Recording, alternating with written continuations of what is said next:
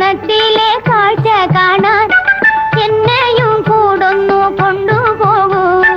നിന്നെ ഒരിക്കൽ ഞാൻ കൊണ്ടുപോകാം. ഇന്നു വേണ്ടിന്നു വേണ്ടോ മലാളെ. കാനന ഛായയിലാടുമേക്കാൻ ഞാനും വരട്ടെയോ നിന്റെ കൂടെ. പാടില്ല പാടില്ല നമ്മെ നമ്മൾ പാടെ മറന്നൊന്നും ചെയ്തുകൂടാ.